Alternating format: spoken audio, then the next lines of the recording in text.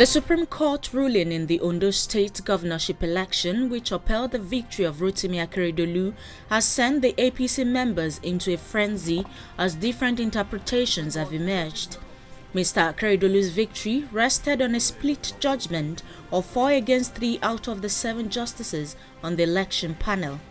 It managed to scale through in favor of Governor Akeredolu because the opposition People's Democratic Party failed to join Mai Mala Buni in the matter. Petitioners in their appeal had argued that Mr. Buni, according to Section 183 of the Constitution and Article 17 subsection 4 of the APC, could not function both as governor and acting chairman of the APC concurrently. To that extent, the PDP and its candidate submitted that Mr. Akeredolu's nomination breached the law and as such, his election should be nullified. Unfortunately for the PDP, while 4 of the justices held that the appeal of Mr. Jegede and his party was incompetent because it did not include Mr. Buni as a party, the remaining 3 justices held that it was not necessary to join Mr. Buni since the APC was already made a party to the suit. Some APC party members are uncomfortable that Governor Akeredolu's victory was based on a technicality and the notions raised may come back to haunt the party. But the APC's leadership maintains that the Supreme Court's judgment affirming the election victory of the Ondo State Governor Rotimi Akeredolu has no bearing on the Caretaker Committee status and its membership. Our party is strong, resilient, and will continue to do so.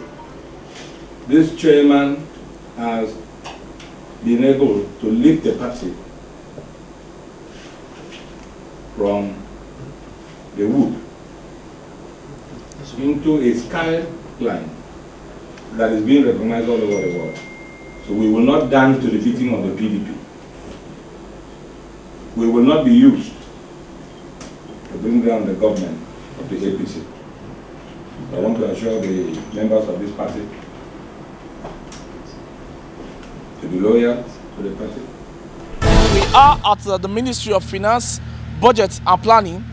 Officials of the Ministry of Finance, Budget and Planning had gone to the bank to withdraw the said amount to offset salaries of casual workers and other recurrent expenditures.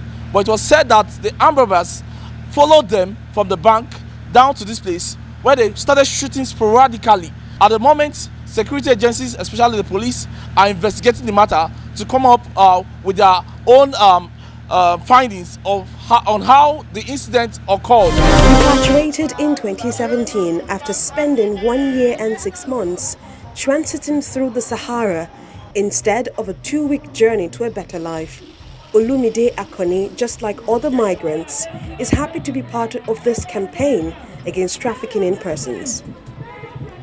I'm using my experience and my story now to educate the society about the dangers involved in this irregular migration and human trafficking.